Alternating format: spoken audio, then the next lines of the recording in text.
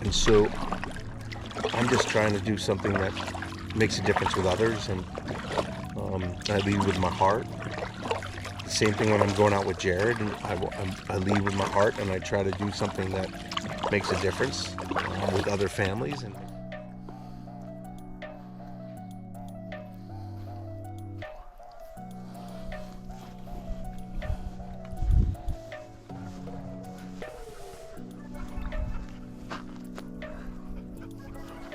Hi, Bubby. You want to be on film? You want to be on film? You do too. Yeah. What do you think? Thor, buddy.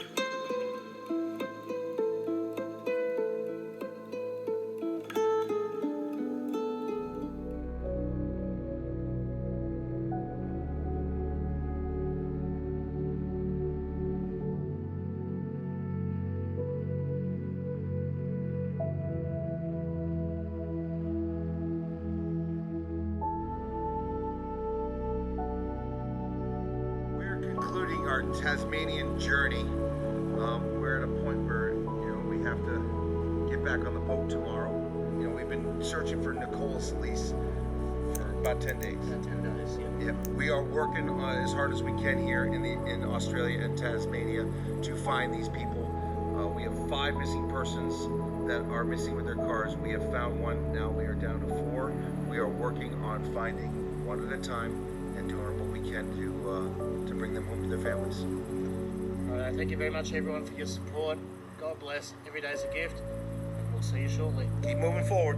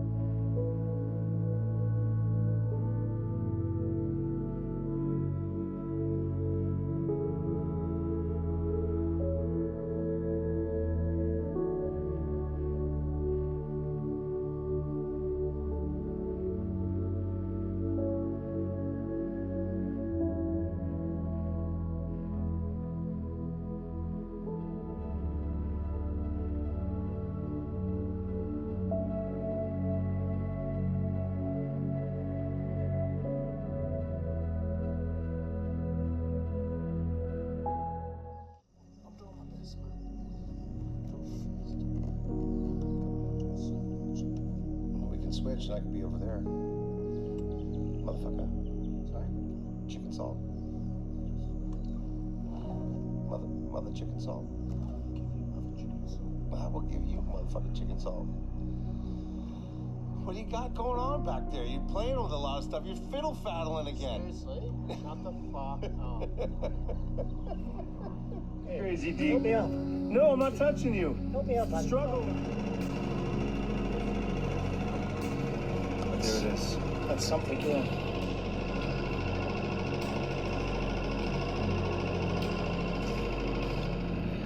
Rightos, we're on our last day of the search for the little Volkswagen Golf. We're all packed up, ready to go. The only problem is we've got the big American bear still hibernating in his chalet. He wasn't tough enough to stay in a tent last night, so 4 o'clock he said he'd be ready. It's now 6:30.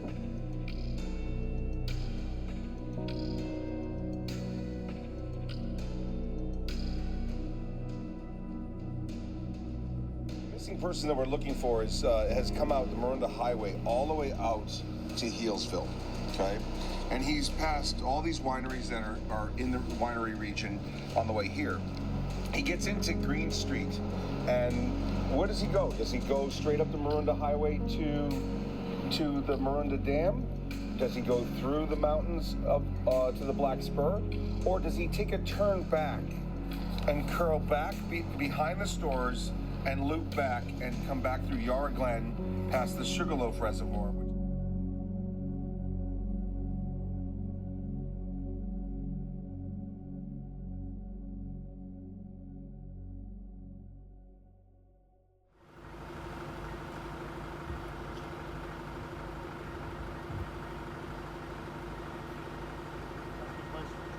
You are. You're about 5 feet from it. Come down a little bit, like maybe, there you go, right there.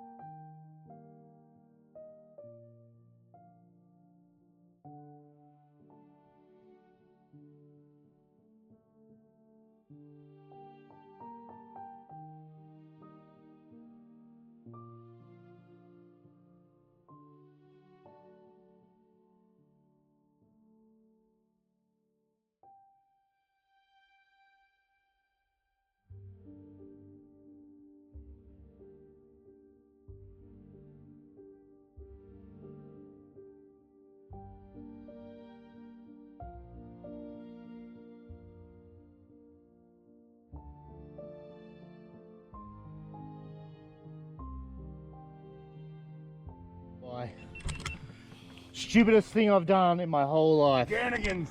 Let's go. Oh no. Oh no, going off. This is really hard to steer. Whoa. Woo. Yeah. Look at us go.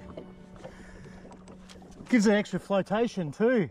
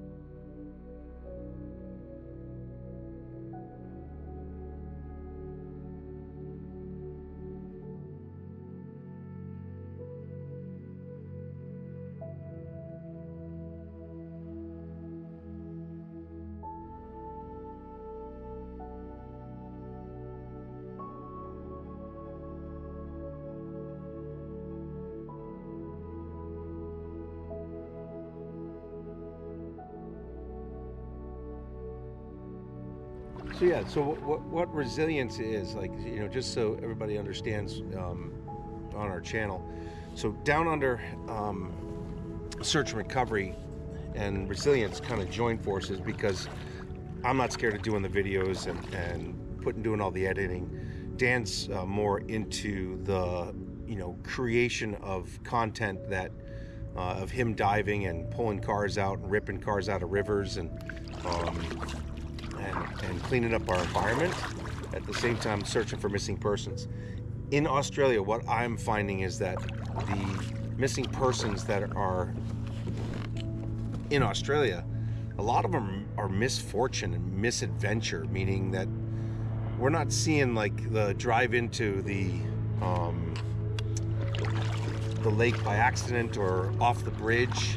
We don't see that here, and there are so many cameras in Australia at bridges and on the M1 and on the M2 and M3 and M4 and M5 and how many ever M's there are, which is the motorway or highway.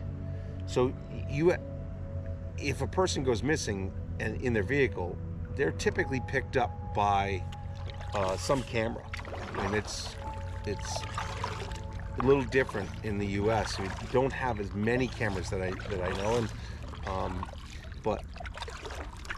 and a lot of guys are actually out there in the world in Australia.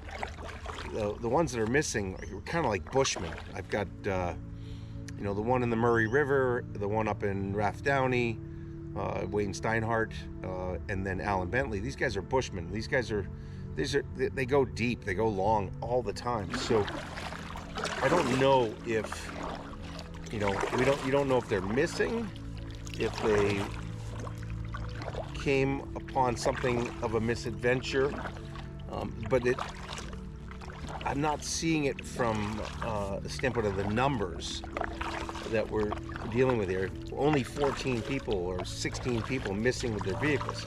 Penelope Smith, she left at 7 o'clock at night.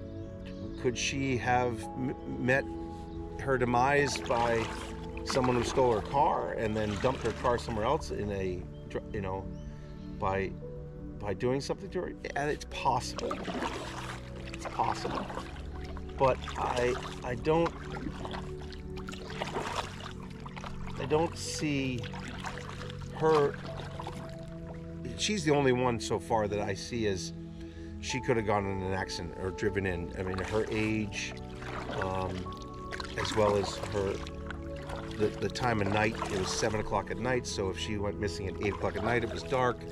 She could have driven in somewhere, but again, don't have enough information. So on Penelope Smith, I need more information on it in order to help Dan find her. She went missing in Toowong, and Toowong is a suburb of Brisbane, and it is right next to St. Lucia, right next to where Sean Sargent went missing, and the next, in essence, peninsula over. We didn't find her in the boat ramp. We didn't find her up at the, you're not going to be able to get into the botanical gardens with a vehicle. So, a lot of the people that have gone missing, they either have gone long or they've gone somewhere that the vehicle is placed somewhere else. So we're searching for, when you're searching your 5-mile radius of, it's not that way here in Australia because people travel a lot further. So the only person that we found, Dale Nicholson, he traveled like, I don't know, 1,500 yards from his house to there. So a little different. He was dead set on putting himself in the river. So I don't know. I think we're going to have to really be cognizant of the fact that these 15 individuals that are missing, we're going to have to search a little bit further and wider. With Trent McKechnie, Trent went missing in a place that, he's downtown Sydney, and the Cooks River is too thin. The Georges River has the ability to hold him in there. That vehicle could be placed in there, but we haven't seen him yet. Just wonder what that is. That's a hat. I'm just looking at objects on the side just to see if there's anything that could be related to the case. I don't know. Not the most probable location, but again, wanted to look at it. So, I don't know. Nicolas Lease, again, he went long, and dementia. Dementia is a very difficult one. Jared and I have had a very difficult time finding people with dementia because they circle, there's no rhyme or reason to it. It's very similar to schizophrenia. Schizophrenia is a very difficult one to find because someone with schizophrenia, they don't have a specific pattern. Their only pattern is if they go straight, and then they always go straight. If they don't circle, if they don't go out and come back around the road less traveled. I always go the road less traveled because I just want to see something different. I don't want to go the same route every single time. A lot of people get out and back because that's their pattern. They can't shift from that pattern.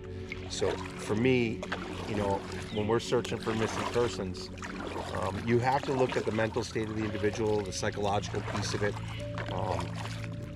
Where were they emotionally on those days and psychologically, or were they good and they just they met the wrong person that day, and that's what caused it. So like in Trent McKechnie, he met the wrong people. He was hanging out with the wrong crowd. He was fighting, and he was hanging out with the wrong crowd in that as well. And then he was hanging out with the wrong crowd with the Wanderers, and the soccer club as a fan club. He was just with the wrong people. And, sometimes that happens, and you can't come back from it. You start going down the wrong path, and I teach my guys a lot all the time. I talk with them about it.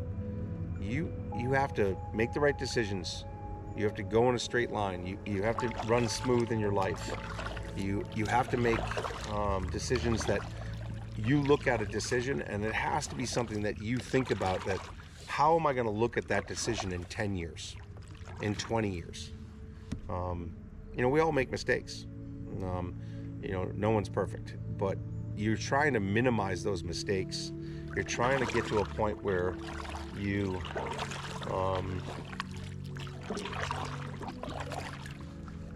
know that what you're doing is the right decision.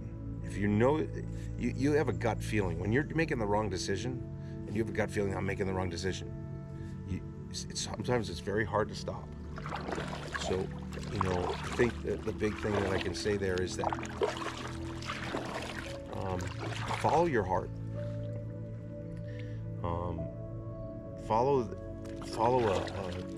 Let it be your guide.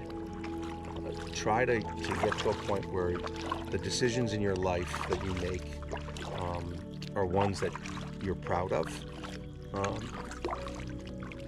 And do things with honor and integrity and loyalty,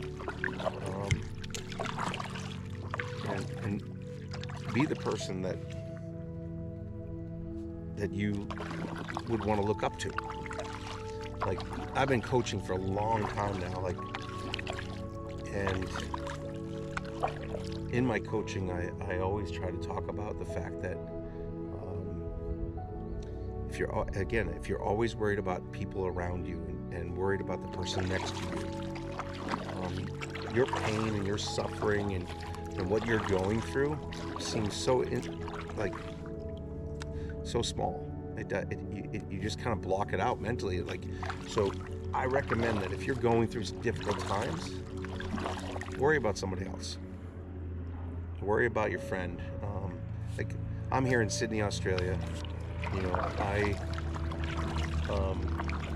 I wanted to be here for one. I want to help Dan build his channel for one, and two, I wanted to see my friend, and I wanted to make sure that he was okay, and help him to get his farm up and running properly so that he can have the wedding he wants for his daughter and the engagement party at the farm. And it makes it so that the stuff I'm going through at home doesn't mean anything. My kids are good. My family's good. And so I'm just trying to do something that makes a difference with others, and I lead with my heart. The same thing when I'm going out with Jared, and I lead with my heart, and I try to do something that makes a difference with other families, and makes a difference with Jared, and show loyalty and trustworthiness and hard work and grit. That's a big one, grit. And that's what resilience is. So going into why Dan and I joined forces is because I'm really getting better and better at the video editing. And I've been doing a lot of missing person searches and hiking and boating and driving and flying and all that. And I'd like to write the stories of some of these people that we find, and the last chapters, and bring them the answers that they're looking for, and at the same time help Dan in his life while I'm here, and then try to get him over to the US and doing cases with me when we're doing New England. I'm definitely going to be on the road with Adventures with Purpose in the future, but I wanted to try to build a channel that was full of heart and soul. Dan is a very godly man. He really believes in goodness, like he's a really good human being. And so what I wanted to do is I wanted to have that same thought process when building a channel that is searching for missing persons and helping families find answers. And I believe in what Dan's up to, and I believe that together we can create a channel that's cool, that could give him an income in the future and make a difference in his family's life, that he has some additional income coming in from what he's doing, and then he can clean up and be like he can be that person in Australia that's really working on the environment, as well as these 14 or 15 or 16 missing persons. And anytime another missing person actually goes missing in this country, Dan would get the call because of his expertise. And Dan's very good on the sonar. He's very good at diving, very good at ripping cars out of the water. And you know what? He does it all with his heart. And that's what it's all about. This is all about life is a gift, as Dan always says. Use every day wisely. And that's what we're trying to do. We're trying to use every day wisely. And today, I'm not sure if we used it wisely. We've been playing with boats or jet skis, and I've been in this dirty creek, but it's all good. I got to see a different place that I never would ever go in again.